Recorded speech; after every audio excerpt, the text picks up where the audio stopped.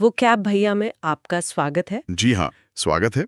चलिए फिर शुरू करते हैं शब्दों का ये सफर। और हमारा मोटो तो याद ही है सबको, यहाँ वो कैब हुई अब और आसान। बिल्कुल। तो आज हम क्या करने वाले हैं, हम सीखेंगे 10 नए अंग्रेजी शब्द। बिल्कुल आसान तरीके से। हाँ, हर शब्द का मतलब समझेंगे, अंग्रेजी में भी, हिंदी में भी, फिर उसके जैसे कुछ और शब्द यानी पर्यायवाची। और सिर्फ मतलब नहीं, इस्तेमाल कैसे करना है ये भी देखेंगे। तो 2 उदाहरण वाक्य भी होंगे हर शब्द के साथ। और आखिर में जो सबसे मजेदार हिस्सा होता है, हाँ, कहानी। इन सारे 10 शब्दों को लेकर एक कहानी सुनेंगे, इससे शब्द दिमाग में बैठ जाते हैं एकदम। जी। तो ये कोई क्लास नहीं है, बस हम 2 दोस्त बैठकर बातें कर रहे हैं, सीखने को मजेदार बनाना है। तो फिर शुरू करें? चलिए। एकदम तैयार। चलिए शुरू करते हैं आज के पहले शब्द से। Alright, we are on our first word now. ये शब्द है beseech। स्पेलिंग है BESECH। सुनने में ही थोड़ा गंभीर सा लगता है ना? हाँ, लगता तो है।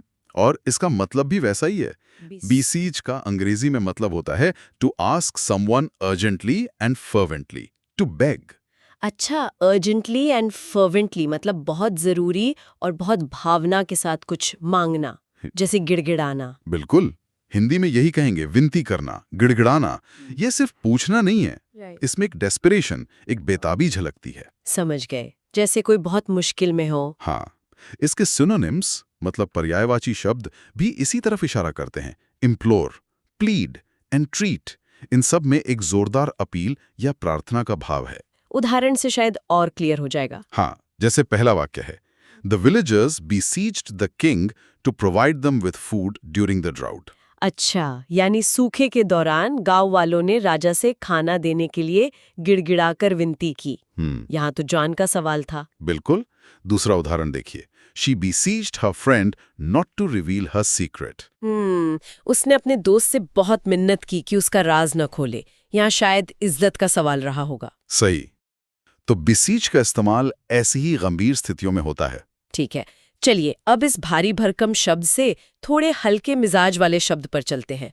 All right, we are on our second word now. ये शब्द है buoyant। BUOUANT। बोएंट, ये मजेदार शब्द है। इसके ना 2 मतलब निकलते हैं। अच्छा, 2 मतलब कौन कौन से? पहला है cheerful, optimistic, मतलब खुश मिजाज, आशावादी, जिंदा दिल, जो हमेशा खुश रहता है। अरे वाह। और दूसरा मतलब है able to float, यानी जो चीज पानी पर तैर सकती है। अच्छा, तो हिंदी में हुआ प्रसन्नचित्त और तैरने योग्य। एक ही शब्द के 2 अलग अलग रंग है ना दिलचस्प। इसके सिनोनिम्स ज्यादातर पहले वाले मतलब से जुड़े हैं, cheerful, lively, optimistic। ठीक है, पहला उदाहरण देखते हैं, खुश मिजाज वाले मतलब का। Despite the challenges, his buoyant spirit inspired everyone। हाँ, मतलब चुनौतियों के बावजूद उसकी वो जो जिंदा दिल आशावादी भावना थी ना, उसने सभी को इंस्पायर किया। ऐसे लोग कमाल के होते हैं। बिल्कुल। अब दूसरा मतलब देखें, the cock remained buoyant on the water. ये तो सीधा है, कॉर्क पानी पर तैरता रहा, फिजिक्स वाला मतलब। हाँ, पर सोचने वाली बात है, शायद जब कोई खुश होता है तो हल्का महसूस करता है, जैसे तैर रहा हो।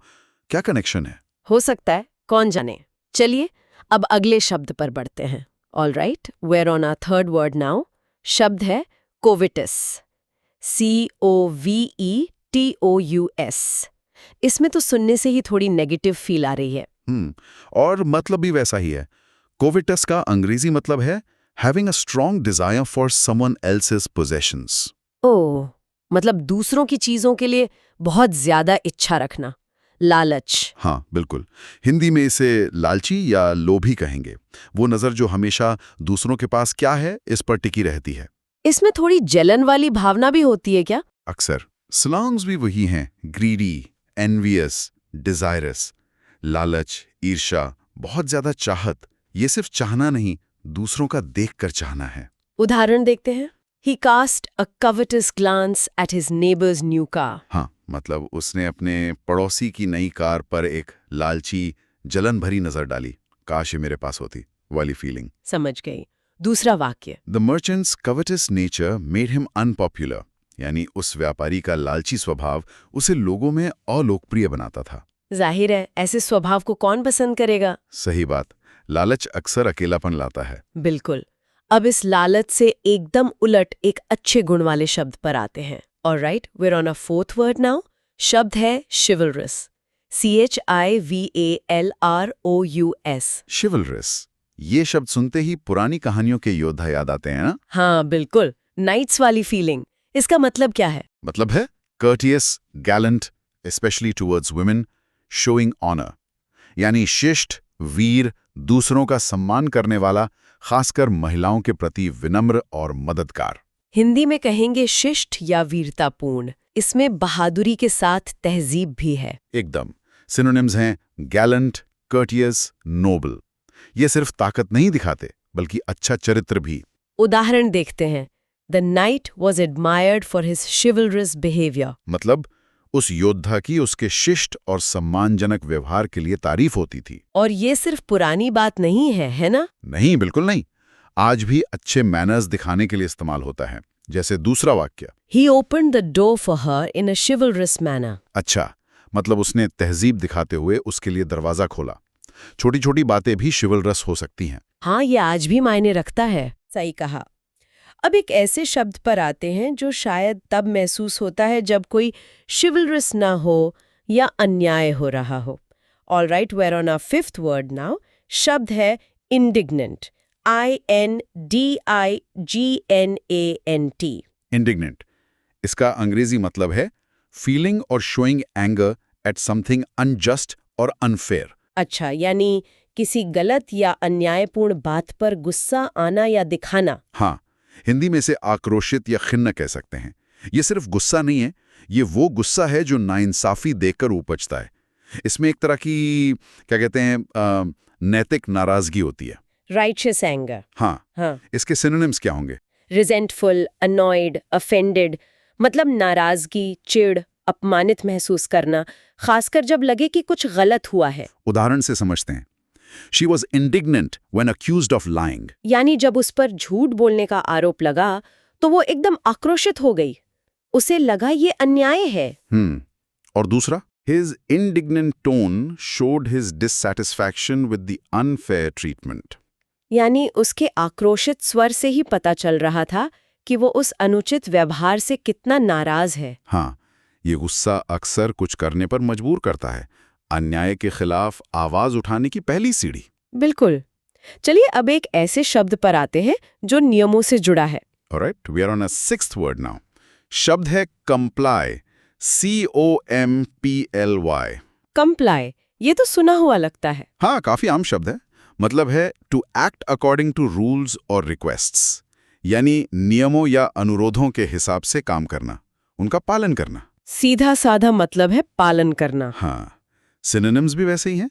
ओबे, फॉलो, कन्फॉर्म, आज्ञा मानना, अनुसरण करना, किसी चीज के अनुसार चलना। उदाहरण देखते हैं। The workers agreed to comply with the new safety measures। यानी मजदूर नए सुरक्षा नियमों का पालन करने के लिए मान गए।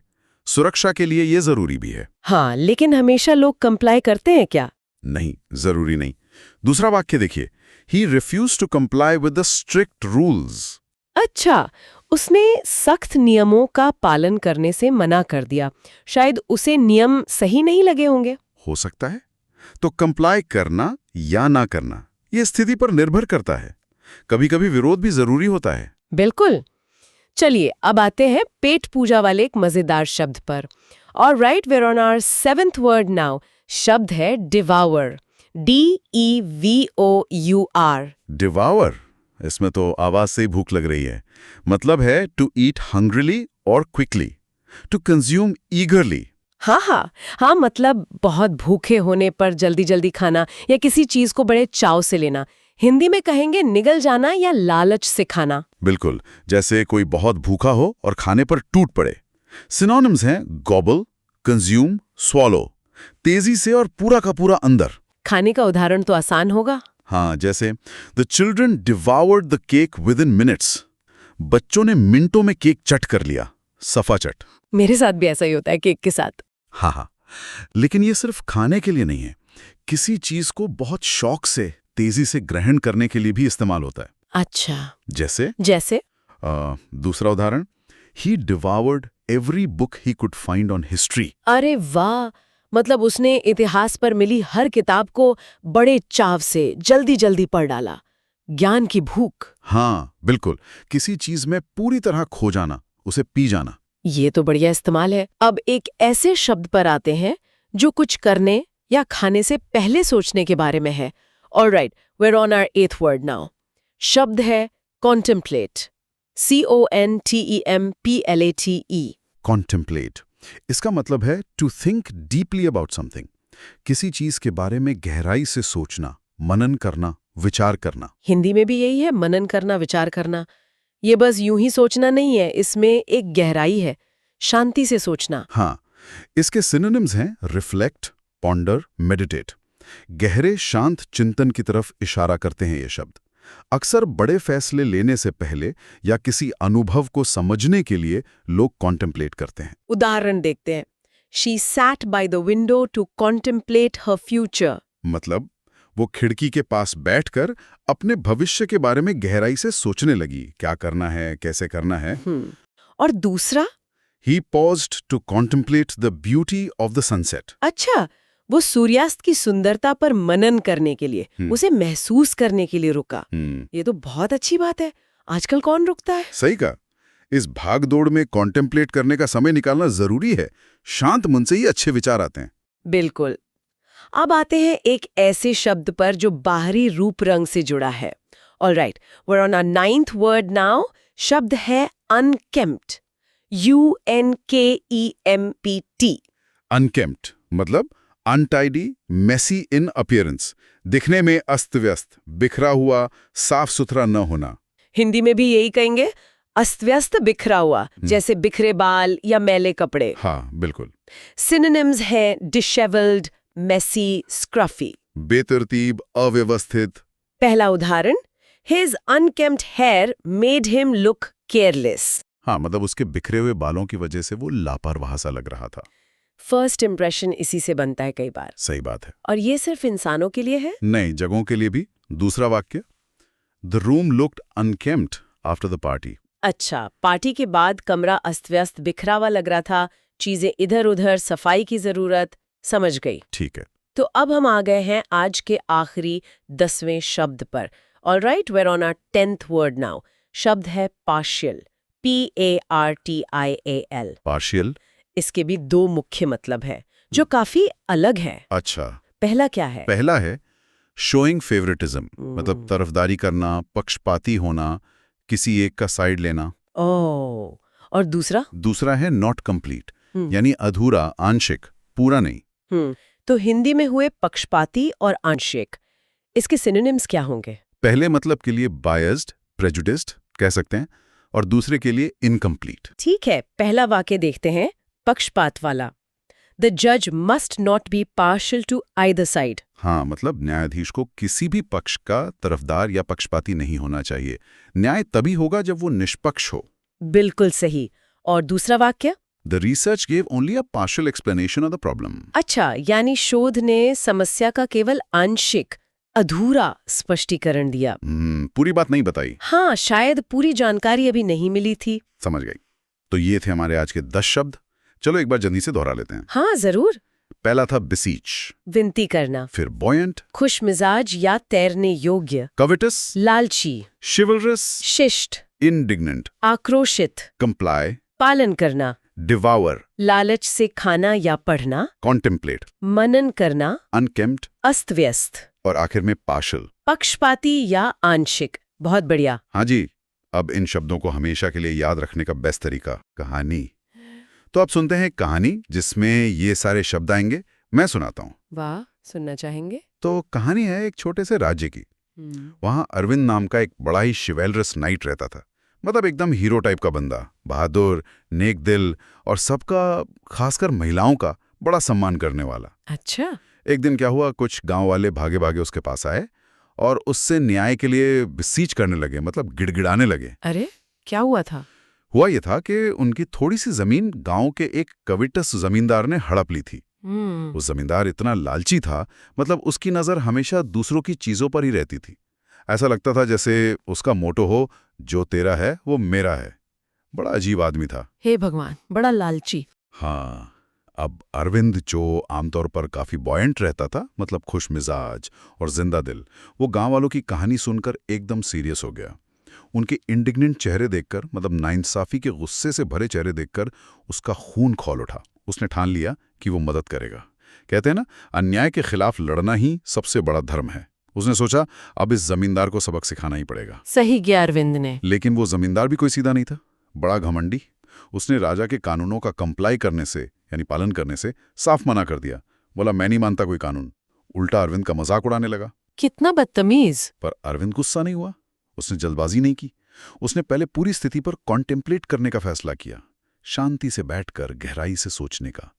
नदी किनारे बैठकर पानी को देखते हुए सोचा, शांत जल गहरा होता है और शांत मन समाधान ढूंढ ही लेता है। प्लान बनाना जरूरी था। वाह, क्या सोच है। अगले दिन अरविंद ने जमींदार को सबके सामने बुलाया। जमींदार आया, लेकिन कैसे? अपने अनकेम्प्ड कपड़ों में, मतलब अस्त व्यस्त मैले कुचैले कपड़ों में, बाल बिखरे हुए, जैसे अभी अभी सोकर उठाओ। शायद उसका स्टाइल स्टेटमेंट ही वही था। हाँ, अनकेम्प्ड जमींदार। वो आकर जोर जोर से हंसने लगा। लेकिन गांव वाले अब अरविंद के साथ थे। उनका जोश, उनका उत्साह एकदम बॉयंट हो गया था। सब चिल्ला रहे थे, अरविंद जिंदाबाद। फिर क्या था? अरविंद ने बड़ी समझदारी और शिष्टता से, लेकिन मजबूती से जमींदार का सामना किया और उसे हरा दिया। वाह, जीत गया अरविंद। हाँ, और सजा के तौर पर जमींदार को न सिर्फ जमीन लौटानी पड़ी, बल्कि अपनी कुछ दौलत भी गरीब गांव वालों में बांटनी पड़ी। गांव वाले बेचारे भूखे थे। उन्होंने उस खाने को ऐसे डिवोर किया मनो सालों बाद खाना मिलाओ। उनके चेहरों पर खुशी देखने लायक थी। ये हुई ना बात। उन्होंने माना कि गलती मानना ही महानता की पहली निशानी है, और उन्होंने अपनी गलती मानी और अरविंद की बहुत तारीफ की। वादा किया कि आगे से ऐसा अन्याय नहीं होगा। अच्छा हुआ। हाँ, और इस तरह अरविंद की शिवैलरस भावना ने कुवेटिस जमींदार के अन्याय पर जीत हासिल की। कहानी खत्म। वाह, मजा आ गया। क्या बढ़िया कहानी थी, और सारे शब्द कितने अच्छे से फिट हो गए। हाँ, जमींदार का कोविटिस होना, गांव वालों का बिसीज करना, अरविंद का शिवैलरस और गांव वालों का इंडिग्नेंट होना, जमींदार का अनकेम्प्ड दिखना और कंप्लाई न करना, अरविंद का कॉन्टेम्पलेट करना, फिर गांव वालों का बोयंट होना, खाने को डिवावर करना और राजा का पार्शियल होने से बचना, सब आ गया। बिल्कुल। कहानी से तो शब्द एकदम याद हो जाते हैं। उम्मीद है सबको मजा आया होगा और शब्द याद रहेंगे। हाँ, बिल्कुल। तो अब सुनने वालों के लिए एक छोटा सा मजेदार सवाल। आज सीखे गए शब्दों में से आपका पसंदीदा शब्द कौन सा है और क्यों? या फिर क्या आप बॉयंट शब्द का इस्तेमाल खुश मिजाज वाले अर्थ में करके अपना एक वाक्य बना सकते हैं? सोचिएगा जरूर। हाँ, कोशिश कीजिएगा। और सुनने के लिए बहुत बहुत धन्यवाद। वोकैब भैया के और एपिसोड्स के लिए सब्सक्राइब करें। मिलते हैं अगली बार कुछ नए शब्दों और नई कहानियों के साथ। Bye bye. बाय।